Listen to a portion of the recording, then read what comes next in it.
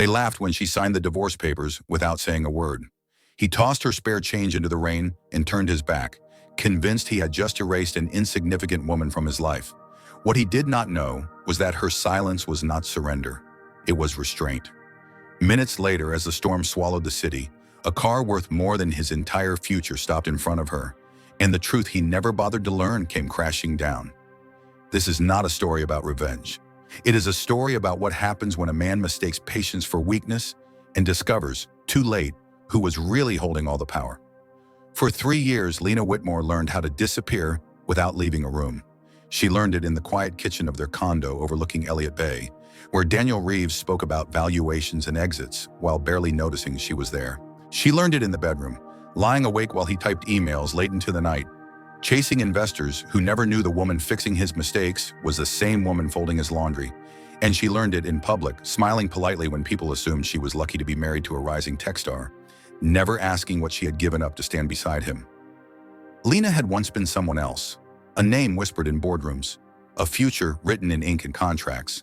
But she chose Daniel because he made her laugh, because he talked about building something from nothing, because he said he loved her, not the weight of her last name. So she stepped away from Whitmore Global Holdings, let the world forget her face, and became simply Lena. Daniel loved that version of her. At first, back then, his startup was a rented office and a borrowed server. He worked non-stop, full of dreams and panic. Lena cooked, cleaned, listened, and at night when he slept, she opened his laptop and fixed what he could not. Code errors, structural flaws, silent problems that would have sunk the company before it ever breathed. She never told him. She told herself love did not need credit. But as the company grew, Daniel changed. Success gave him new friends, louder ones, new clothes, new habits. He stopped asking her opinion. He started correcting her in front of people. Jokes about her clothes turned into comments about her ambition. "You used to try," he once said, staring at her cardigan like it offended him. "Now you just exist." Lena absorbed it all. She told herself it was stress, that love meant patience. Then came Megan Clark. She was 23, bright smile, perfect hair, and she laughed at Daniel's jokes the way Lena used to. Daniel stopped hiding it. He stayed out late. He canceled anniversaries. When Lena asked where he had been, he sighed as if she was exhausting. "You are always so quiet," he said. "It is like being married to a ghost." The divorce papers arrived 2 weeks before the company announcement. Daniel was calm, almost relieved. He told her it was for the best, that he needed someone who fit his world now, that she would be fine. She always was. On the morning they signed, Seattle was gray and wet, the kind of cold that sinks into your bones. The law firm sat on the 42nd floor of a glass building downtown. The conference room smelled faintly of wood polish and money. Lena sat with her hands folded, wearing the same simple clothes she always wore. Daniel sat across from her in a tailored suit, confident, impatient. His lawyer slid the documents forward and explained them like a routine. A modest settlement, a used car. "Enough to help you transition," he said, not meeting her eyes. Daniel leaned back. "I am being generous, Lena. You know the agreement. Without me, you would not have much anyway." She said nothing. Her silence made him uncomfortable. He filled it with words, with explanations no one asked for. "I am not a bad guy. We just grew apart." "You stopped fitting in." Lena picked up the pen. Her hand did not shake. She signed where they told her to sign.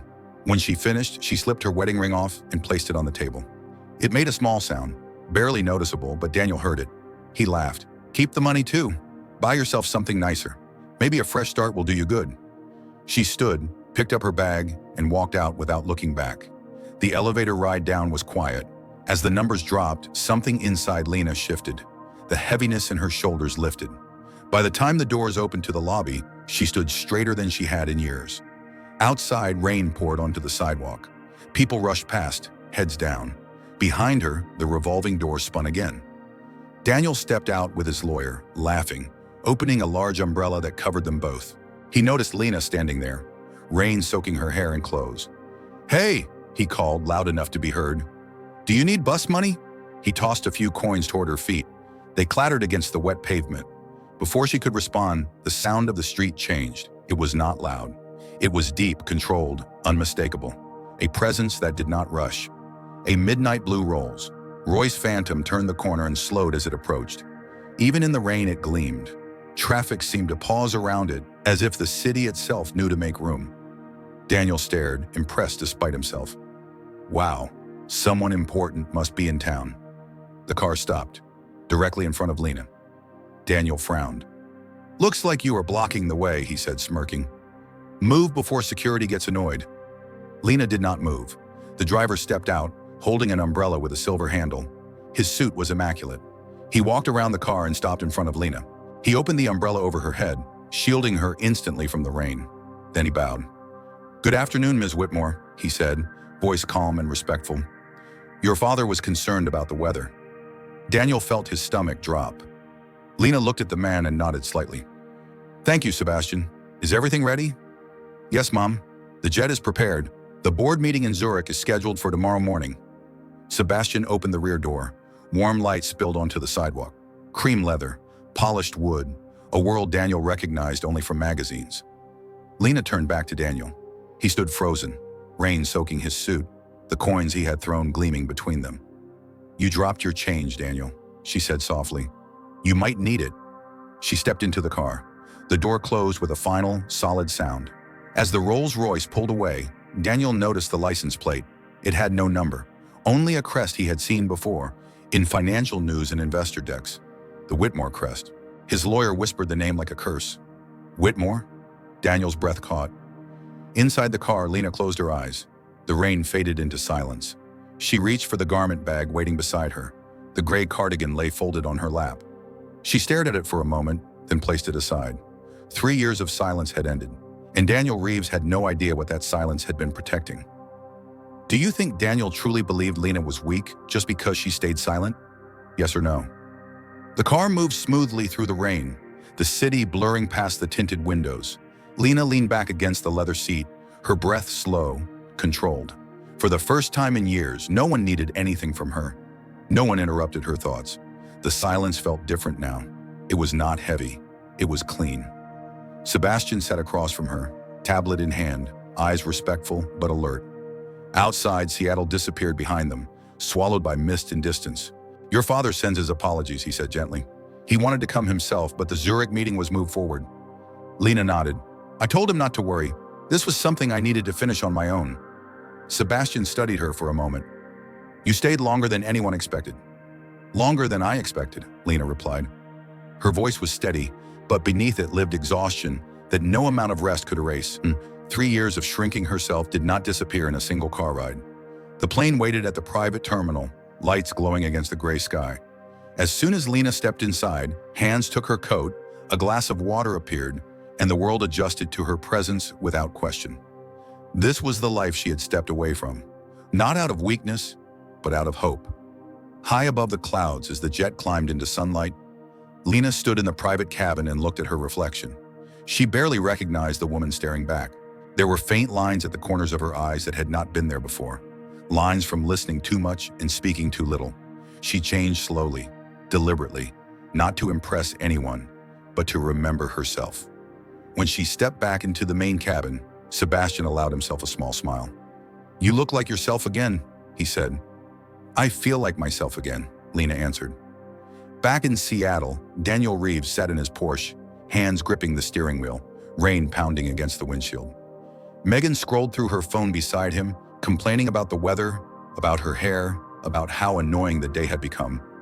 Daniel barely heard her. The image replayed in his mind over and over. The bow, the umbrella, the name, Whitmore. He tried to laugh it off at first. Coincidence, he told himself. A rich woman with the same last name? It meant nothing. But his phone buzzed, then buzzed again. A message from his bank. Account access temporarily restricted. He frowned and refreshed the screen. Then his corporate account. The loading icon spun, then stopped. Access denied. Something cold slid down his spine. By the time he reached the restaurant he had bragged about earlier, his confidence was unraveling. The hostess smiled politely but did not lead them to a table. I am sorry, Mr. Reeves, she said. Your reservation was canceled. Canceled by who? Daniel snapped. I did not cancel anything. She checked the screen again. The primary account holder requested it personally. Daniel laughed, sharp and forced. I am the account holder. The hostess met his eyes. The card on file belongs to Ms. Lena Whitmore. The room felt suddenly too small. People were watching now. Megan tugged on his arm, whispering that this was embarrassing, that they should leave. They did. Inside the car, Daniel called his lawyer. No answer. He called his CFO, straight to voicemail. When he reached his office downtown, security did not let him in. His access badge flashed red. There must be a mistake, he argued. I am the CEO. The guard avoided his eyes. Sir, I have been instructed to contact management if you appear. Management, Daniel repeated. I am management. The elevator doors closed before he could say anything else. Up in the clouds, Lena watched numbers move across a screen projected in the cabin. Sebastian explained calmly, clinically, as if discussing weather patterns. Reeves Innovations is heavily leveraged, he said. Their primary loans were acquired by Whitmore Global Holdings this afternoon. How long until the freeze is complete, Lena asked. Minutes. She closed her eyes briefly. She did not feel joy. She did not feel anger, only certainty. Daniel built his empire on borrowed ground, she said. I simply reclaimed what was always ours. Back in the city, Daniel finally reached his lawyer. The man sounded breathless, panicked. Daniel, listen to me carefully. This is bad. Whitmore Global now owns the majority of your debt. They can trigger audits, freeze assets, call the loans. You said she was nobody, Daniel shouted. You said she had nothing. There was a pause, then a quiet, terrified admission. I was wrong. The truth unraveled quickly after that. Investors backed out. Staff stopped answering emails. Rumors spread faster than facts ever could. By morning, news outlets were calling it a sudden collapse. A promising startup brought down by unexpected financial exposure. Daniel did not sleep. He drank alone in his office, staring at code he suddenly realized he did not understand. He remembered nights waking up to see Lena at the laptop, typing quietly. What are you doing? He had asked once. Just organizing things, she had replied, smiling softly. Now the system glitched. Errors multiplied. His lead developer finally told him the truth he had avoided. The core architecture was not yours, David said. It never was. The brilliance everyone praised was hers. Daniel felt sick. He drove through the night to Mercer Island, to the Whitmore estate glowing behind iron gates and careful lights. He did not belong there, and everyone knew it. Security stopped him before he reached the driveway. I need to see her, he shouted. Tell Lena I need to see her. Sebastian appeared from the shadows, umbrella in hand. You have 2 minutes, he said. Do not waste them. Inside a glass conservatory filled with orchids, Lena waited. She did not rush to greet him. She did not move toward him at all. Daniel fell to his knees without meaning to. Words spilled out. Apologies, promises, explanations. I was under pressure. I did not know. I made mistakes. Lena listened, arms crossed, expression unreadable. When he finished, breathless and broken, she spoke. You did not lose me because you were stressed, Daniel. You lost me because you believed silence meant nothing. She stepped closer, just enough for him to see her clearly. You mistook my patience for permission, my support for submission, and my love for weakness. He reached for her hand. She stepped back. This is not revenge, she said. This is correction. She turned away, signaling Sebastian. Daniel was escorted out, his fate sealed not by cruelty, but by consequence. As Lena rejoined her guests later that night, champagne in hand, she felt something unfamiliar and light settle in her chest. Not triumph, not bitterness, freedom. Do you believe silence can sometimes be the strongest form of power? Yes or no, morning came quietly over Lake Washington. Sunlight slipped through the tall windows of the Whitmore estate, soft and steady, as if the world itself had decided to slow down after the storm. Lena stood alone on the terrace with a cup of coffee warming her hands. Below her, the water reflected the sky in calm silver ripples. No sirens, no phones ringing, no one demanding answers. For the first time in years, her life felt aligned. Inside, the aftermath of Daniel Reeves's collapse was already moving through the business world. By noon, every major outlet had the story. Reeves Innovations officially ceased operations after distressed asset acquisition by Whitmore Global Holdings. Analysts debated numbers and timelines, but none of them truly understood the deeper truth. This was not a hostile takeover. It was the quiet return of ownership. Lena read the headlines without emotion. They felt distant, like echoes from a life she had already closed. Her father joined her on the terrace, his presence familiar and grounding. He did not lecture her. He did not ask if she was sure. He simply stood beside her, two people looking at the same horizon. You did not have to be so generous, he said gently. Lena smiled faintly. Generosity was not weakness. It was closure. Daniel had been given a choice. He signed the agreement without resistance in the end. He left Seattle with enough money to start over somewhere quieter, somewhere no one knew his name. No interviews, no tell-all stories, no lingering connections to her world. His punishment was not humiliation, it was irrelevance. That, Lena knew, was the hardest thing for someone like him. A week later, Lena returned to Whitmore Global headquarters, not as a symbol, not as a headline, but as the woman who had always belonged there.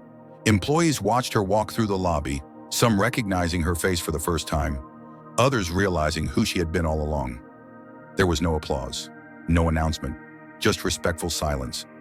In the boardroom, Lena took her seat at the head of the table. "We are not here to celebrate a collapse," she said calmly. "We are here to rebuild responsibly." Her first directive surprised everyone. A new initiative focused on ethical partnerships and transparent leadership. Grants for women in tech who had been overlooked, underestimated, or erased. Quiet funding for shelters and legal aid organizations. Not announced with press releases, but with real checks and real impact. "This is what power looks like when it does not need to shout," she told them. Outside the building, life continued. Somewhere in Ohio, Daniel woke up in a small apartment with unfamiliar light and unfamiliar silence. He had a job interview scheduled, an ordinary one. No assistants, no reserve parking, just him, a resume, and a lesson he would carry for the rest of his life. He no longer blamed Lena. He blamed the version of himself that thought love was something to consume instead of protect. Back in Seattle, Lena hosted a small gathering at the estate. Not a gala, not a statement, just people she trusted. Old friends, new collaborators, a few faces from her past who had believed in her before the world forgot. Sebastian stood nearby as always, observant but relaxed. "You seem lighter," he said quietly. "I am lighter," Lena replied, "because I am not carrying someone else's insecurity anymore." That night, when the guests left and the house grew quiet again, Lena returned to the conservatory. The orchids were in bloom, vibrant and unapologetic. She remembered standing there days earlier, listening to Daniel beg for what he had already lost. She did not feel anger when she thought of him now, only clarity. Silence had once been her shield. Now it was simply peace. Weeks passed, then months. Lena's life did not become louder, it became fuller. She traveled, but not to escape. She worked, but not to prove anything.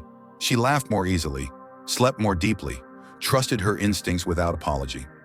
One afternoon, as she walked along the water, a woman stopped her. "You probably do not remember me," the woman said nervously. "We met years ago, at a fundraiser. You told me not to give up." Lena smiled. "I remember." That small moment stayed with her longer than any headline ever had. Because legacy, she realized, was not built in boardrooms or balance sheets.